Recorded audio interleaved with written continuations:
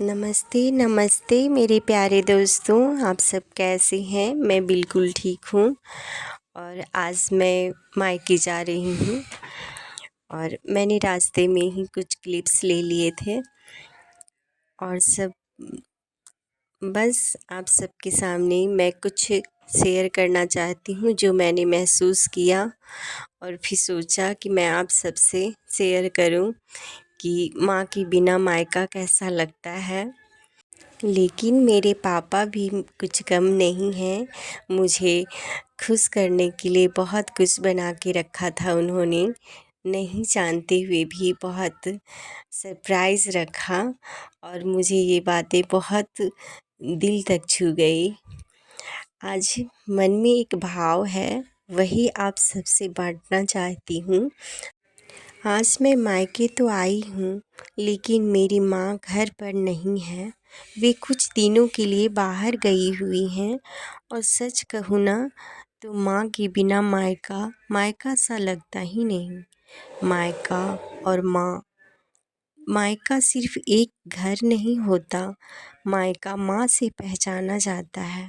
माँ की हंसी, माँ की डांट, बेटी कुछ खा ले, थक गई होगी, चाय बना दूँ। जब माँ होती है ना तो घर अपने आप जीवंत हो जाता है और जब माँ नहीं होती तो सब कुछ होते हुए भी कुछ कमी सी लगती है। पिता घर पर हैं पर माँ नहीं, पिता घर पर हैं, सब कुछ ठीक ठाक चल रहा है पर फिर भी एक खालीपन सा है। उनकी आँखों में भी माँ की कमी साफ दिखती है।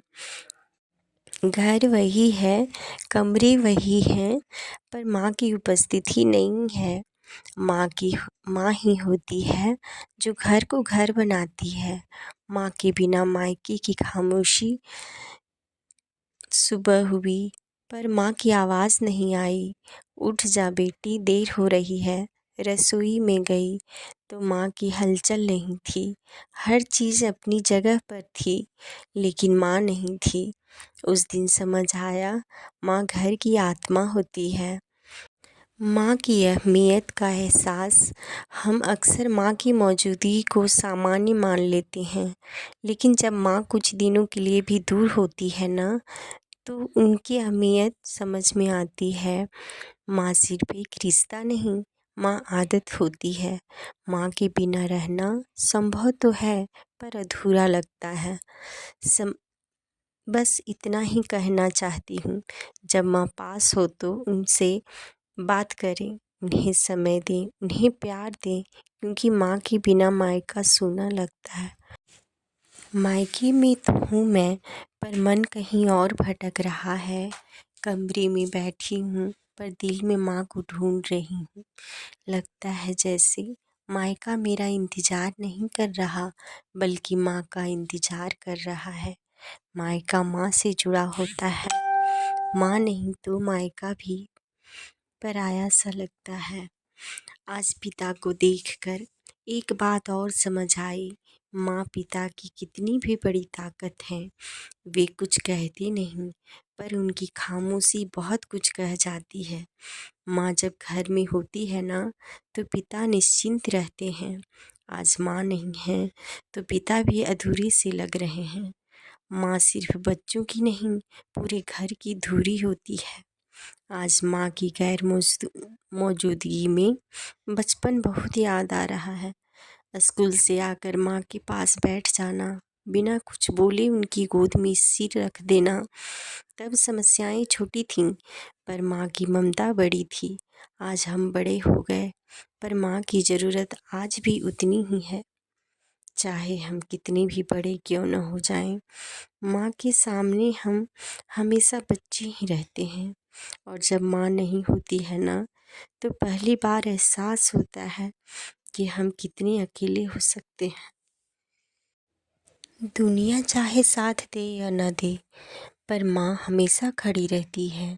गलती भी हम करें तो भी माँ पहले ढाल बनती है, फिर समझाती है। माँ का प्यार शर्तों से नहीं बंधा होता। कभी कभी हमें लगता है माँ बहुत डांटती है, पर वही डांट हमें सही रास्ते पर रखती है। माँ की डाँट असल में उसकी चिंता होती है। आज बस इतना ही कहना चाहूँगी, माँ का होना ईश्वर का सबसे बड़ा उपहार है। अगर माँ पास है ना तो उन्हें समय दीजिए, और अगर दूर हैं तो उन्हें दिल से याद कीजिए। माँ हमेशा हमारे साथ रहती है। आज मैं यहाँ गाजर का हलवा बनाई थी और खीर। मेरी फास्टिंग थी तो मैं सोच रही थी यहाँ मैं अपने लिए कुछ बना लूँ। तो साबूदाने की खीर मैं खाती हूँ, और बच्चों के लिए मैंने पूड़ी और सब्ज़ी बनाया था। बच्चे पूड़ी खाने के बहुत शौकीन हैं। और बस आप सब मेरा ब्लॉग देखें और कमेंट्स करें कि मेरा ब्लॉग कैसा लगा। आप सब प्यार देते रहें, आप सबके प्यार से ही मैं आगे जाऊंगी। Bye bye everyone.